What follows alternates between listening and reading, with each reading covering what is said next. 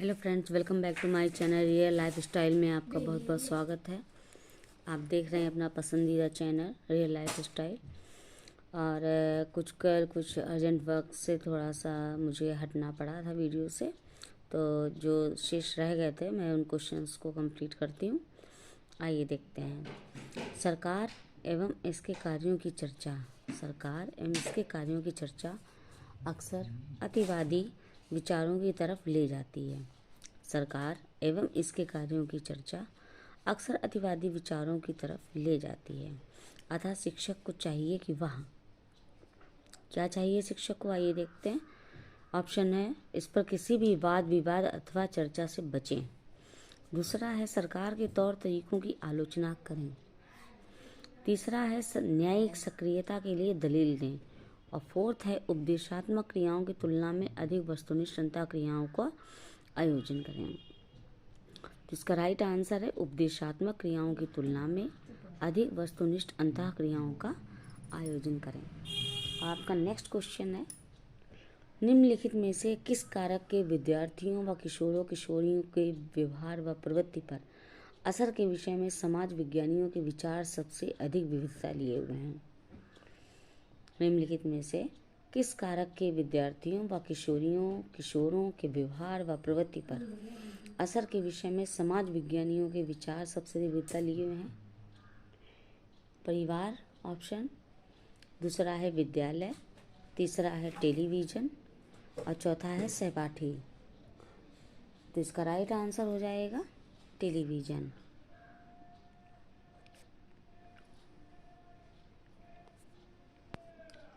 फिर next question है, एक सामाजिक विज्ञान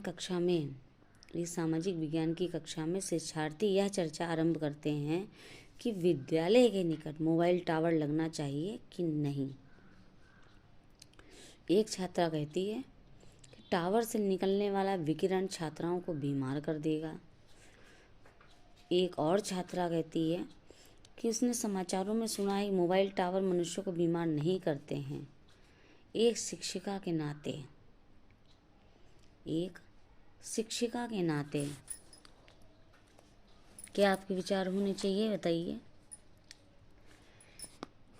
छात्राओं को स्थानीय प्रशासन के कार्यालय के बाहर धरना देने के लिए प्रोत्साहित करेंगे कि दूसरा ऑप्शन है, छात्राओं को इस स्थिति पर साक्ष्य एकत्रित करने के लिए प्रेरित करेंगी जिससे वह स्थिति का वस्तुनिष्ठ आंकलन कर सके।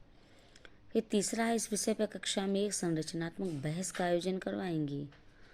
चौथा है कि कक्षा में स्थिति को जानने के लिए पक्ष विपक्ष में चुनाव कराएंगी। तो इसका राइट आंसर हो जाएगा दूसरा, छात्राओं को इस स्थिति पर साक्ष्य एकत्रित करने के लिए प्रेरित करेंगी जिससे वह स्थिति का वस्तुनिष्ठ आंकलन कर सके। कौन सी स्थिति का, कि टावर लगना चाहिए या नहीं। फिर है, राष्ट्रीय पाठ्यचर्या प्रारूप 2005 के अनुसार उच्च प्राथमिक स्तर पर सामाजिक विज्ञान की विषय वस्तु निम्नलिखित में से किन विषयों से ली जानी चाहिए। ऑप्शन फर्स्ट है, इतिहास, नागरिक शास्त्र व भूगोल। दूसरा है, इतिहास, भूगोल, राजनीतिक शास्त्र व अर्थशास्त्र। तीसरा है, पर्यावरण विज्ञान, इतिहास, नागरिक शास्त्र व भूगोल। चौथा है, आपदा प्रबंधन, इतिहास, राजनीतिक शास्त्र व मूल्यपरक शिक्षा। तो इसका राइट आंसर हो जाएगा दूसरा, इतिहास, भूगोल, राजनीति शास्त्र। ठीक है। फिर नेक्स्ट क्वेश्चन है, निम्नलिखित में से किस संदर्भ में समय रेखा सबसे उपयुक्त होगी। निम्नलिखित में से किस संदर्भ में समय रेखा सबसे उपयुक्त होगी। ऑप्शन है, किसी राजवंश का सारांश प्रस्तुत करने में। दूसरा है, किसी शासक की उपलब्धियों की व्याख्या करने में। तीसरा है, दो राजवंशों की तुलना करने में। और चौथा है, प्राचीन भारत के शिक्षण में। तो इसका राइट आंसर हो जाएगा फर्स्ट, किसी राजवंश का सारांश प्रस्तुत करने में। फिर नेक्स्ट क्वेश्चन है, मानचित्र पर किसी स्थान को दर्शाना संबंधित है। मानचित्र पर किसी स्थान को दर्शाना संबंधित है ज्ञान से, समझ से, अनुप्रयोग से और कौशल से। तो इसका राइट आंसर हो जाएगा 4, कौशल से। फिर नेक्स्ट क्वेश्चन है बच्चों को कानून का बहुत कम अनुभव होता है। बच्चों को कानून का बहुत कम अनुभव होता है। फिर नेक्स्ट क्वेश्चन है बच्चों को कानून का बहुत कम अनुभव होता है, इसलिए कानून पर परिचर्चा करते समय यह महत्वपूर्ण है कि शिक्षक, ऑप्शन दिए गए हैं, कानून के सभी पहलुओं को सुस्पष्ट करें। कानून के सभी पहलुओं को सुस्पष्ट करें। दूसरा है परिचित संदर्भों से अधिक उदाहरण दें। तीसरा है केवल बाल अपराध से संबंधित कानूनों की चर्चा करें। चौथा है कानून के प्रति डर पैदा करें। इसका राइट आंसर हो जाएगा परिचित संदर्भों से अधिक उदाहरण दें। फिर नेक्स्ट क्वेश्चन है संविधान पर चर्चा करते समय यह महत्वपूर्ण है कि उसकी चर्चा ऐतिहासिक परिप्रेक्ष्य में की जाए ताकि छात्र जागरूक हो सकें कि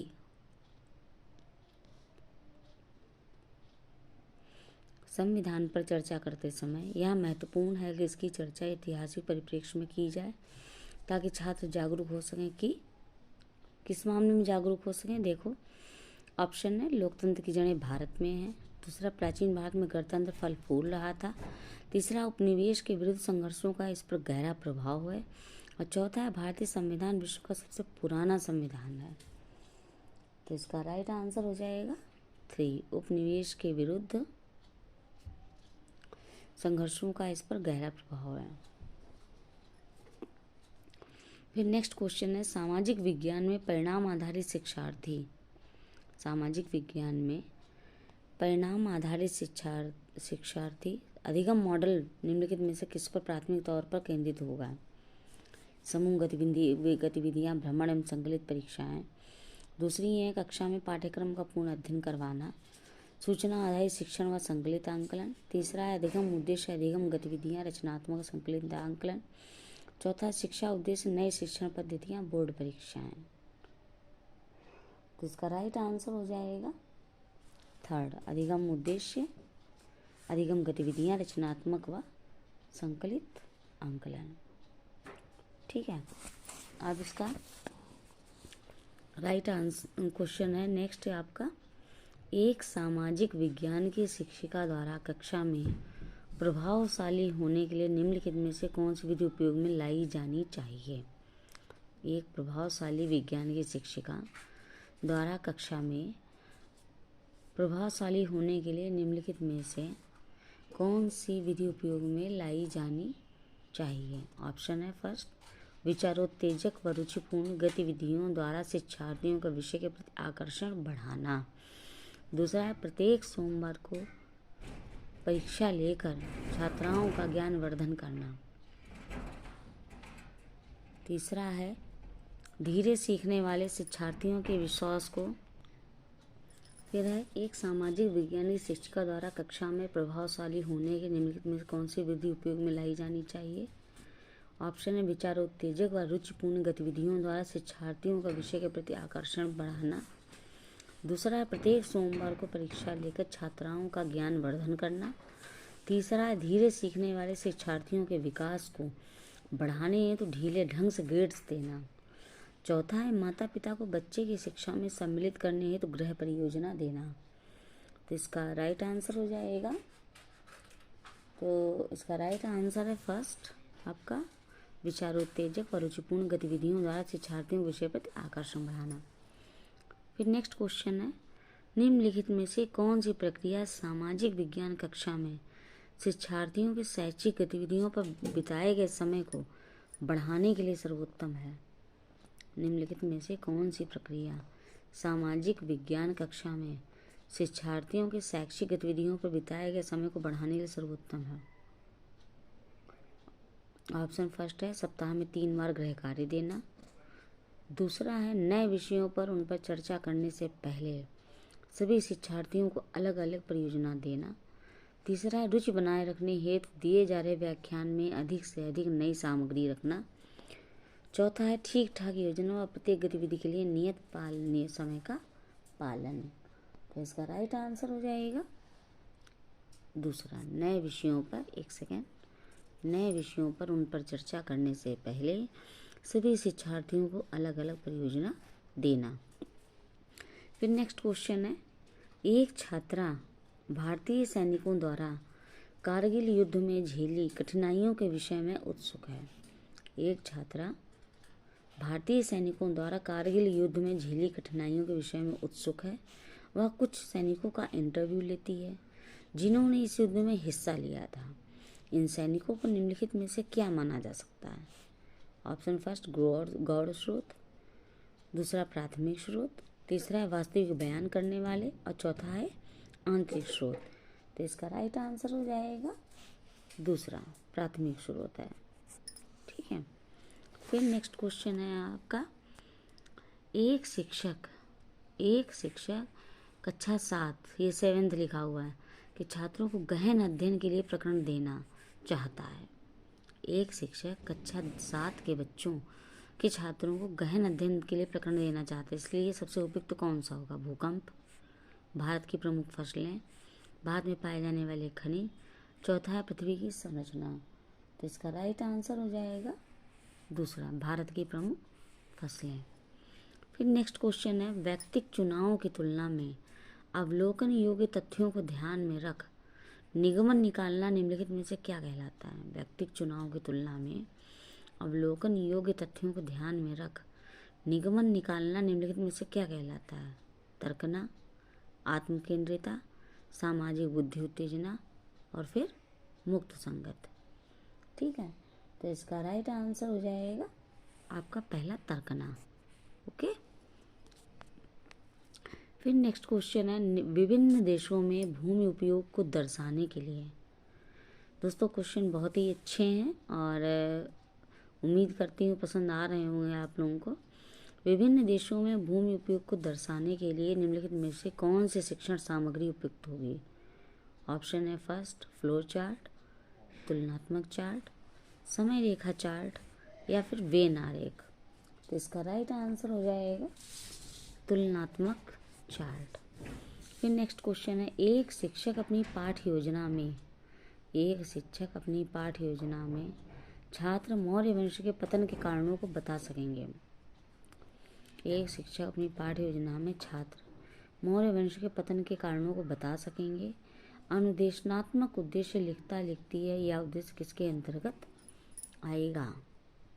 तो इसका राइट आंसर हो जाएंगे अब बोध। ठीक है। फिर है, निम्नलिखित में से के अतिरिक्त सभी सृजनात्मक चिंतन के लक्षण हैं। निम्नलिखित में से के अतिरिक्त सभी सृजनात्मक चिंतन के लक्षण हैं। ऑप्शन है फर्स्ट, दी गई समस्या के लिए सदा ठीक उत्तर देने की सामर्थ्य। चौथा है विभिन्न स्रोतों से संश्लेषण। तीसरा है किसी समस्या को हल करने हेतु कल्पनाशील व लचीली विधि का उपयोग। चौथा है अर्थपूर्ण विचारशील निर्णय लेने की क्षमता। तो इसका राइट आंसर हो जाएगा फर्स्ट, दी गई समस्या के लिए सदा ठीक उत्तर देने की सामर्थ्य। फिर है नेक्स्ट क्वेश्चन, शैक्षिक गतिविधियों पर विद्यार्थियों द्वारा खर्च किए जाने वाले समय को बढ़ाने के लिए, शैक्षिक गतिविधियों पर विद्यार्थियों द्वारा खर्च किए जाने वाले समय को बढ़ाने के लिए अध्यापक को निम्नलिखित में से क्या करना चाहिए? तो इसका राइट आंसर है कक्षा की गतिविधियों तथा संक्रमण काल के लिए योजना बनाएं, पढ़ाएं और समय सारणी लागू करें। फिर नेक्स्ट क्वेश्चन है, प्रेरक अधिगम निम्नलिखित में से किस उपागम के विपरीत है? प्रेरक अधिगम किस उपागम के विपरीत है? ऑप्शन है निपुणता अधिगम, संरचनात्मक प्रशिक्षण, अनुरूपण मतलब नकल करना और फोर्थ है प्रतिपादक शिक्षण। तो इसका राइट आंसर हो जाएगा प्रतिपादक शिक्षण। फिर नेक्स्ट क्वेश्चन है, निम्नलिखित में से कौन सा कथन सामाजिक विज्ञान शिक्षण में प्रभावकारी चिंतन व्यवहार के संदर्भ में सत्य है? ऑप्शन है चिंतन को सैद्धांतिक ढांचे की ऐसी कड़ियों को निकाल देना चाहिए जो पूछताछ करने तथा समस्या समाधान को सीमित करती हो। ऑप्शन सेकेंड, अध्यापक को विश्वास तथा प्रत्येक अधिगम स्थिति के प्रति नमनीय वातावरण का निर्माण करना चाहिए। तीसरा है समवयस्क शिक्षण ध्यान से करना चाहिए क्योंकि इससे शिक्षक विद्यार्थियों की अपनी वैचारिक क्षमता प्रभावित करती है। और चौथी है, चिंतन प्रक्रिया को ऐसे विद्यार्थियों के निवेश को नकार देना चाहिए जो कक्षा में अनुशासन के लिए शिक्षण पद्धति को चुनौती दे। तो इसका राइट आंसर हो जाएगा दूसरा। अध्यापक को विश्वास तथा प्रत्येक अधिगम स्थिति के नमनीय वातावरण का निर्माण करना चाहिए। तो ये रहे दोस्तों आपके कुछ इम्पॉर्टेंट क्वेश्चंस जिन्हें आप उम्मीद है पसंद करेंगे, और मुझे उम्मीद है कि आप सब इन क्वेश्चंस को ज़्यादा से ज़्यादा पढ़ते होंगे और पसंद भी करते होंगे। तो ठीक है दोस्तों, मेरे साथ सीटेट की प्रिपरेशन के लिए लगे रहिए, और कल फिर मिलते हैं इसी विश्वास, इसी उम्मीद के साथ। तब तक के लिए ओके, बाय बाय।